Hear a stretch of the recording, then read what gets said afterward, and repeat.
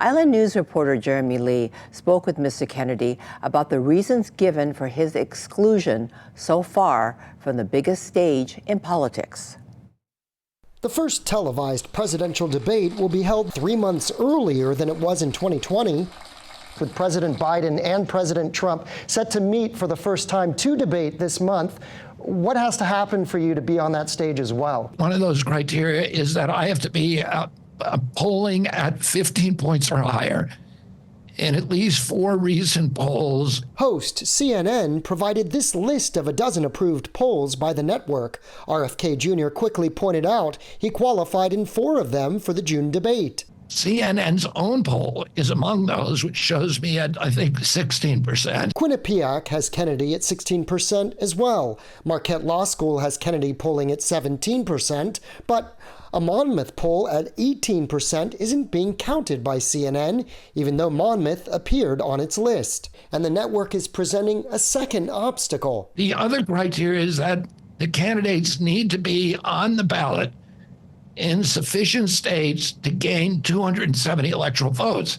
An impossibility for all the candidates. Because this debate is being held in the middle of summer, scheduled to be held in June, it would not make sense to use that kind of criteria. But CNN instead essentially copied the same criteria that the Commission on Presidential Debates uses for debates historically held in late September after nominating conventions. CNN responded to a request to clarify the potential 270 electoral vote criteria. As the presumptive nominees of their parties, both Biden and Trump will satisfy this requirement. Per CNN, that presumption isn't afforded to RFK.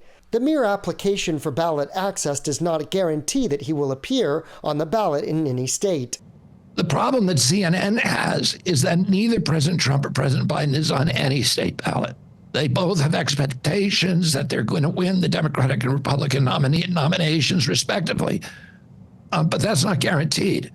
So they're not on the ballot anywhere. Notre Dame election law professor Derek Muller agrees. Joe Biden and Donald Trump are on the ballot in 0 states right now. It's not until they formally receive the nomination, and then once their state parties submit those names to the Secretary of State to appear on the ballot, and then by Labor Day, they'll formally be on the ballot in all 50 states. We checked in with the state of California, who today appears on the ballot. Trump, Biden, Kennedy. The California Secretary of State's office does not certify candidates until August 29, 2024. We also contacted the Hawaii Office of Elections. We don't have any official candidates right now. So parties may make the ballot early. Candidates are only certified later on, presumptive or otherwise. The presumptive nominee designation appears only in CNN's justification. The Commission of Presidential Debates answers this question: are the major party nominees automatically invited to participate in the CPD's debates? No. The same standards of criteria apply. Making presumptions or speculating about what's going to happen is also not really objective criteria. The Commission on Presidential Debates, when it holds a debate in September or October, knows who's appeared on the ballot. CNN today doesn't and has to sort of engage in these presumptions in order to make sure that Biden and Trump qualify under the standards, even though technically they do not. A recent Quinnipiac poll found that more than 7 out of 10 voters plan to watch the June debate hosted by CNN. Will it be these two again, consolidating their positions?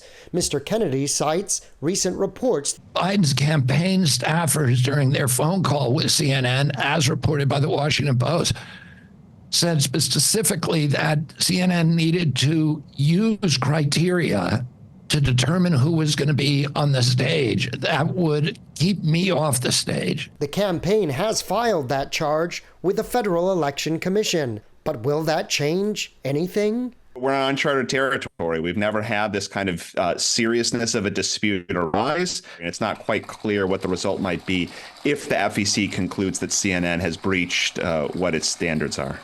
The Biden and Trump campaigns did not respond to a request for comment. Jeremy Lee reporting.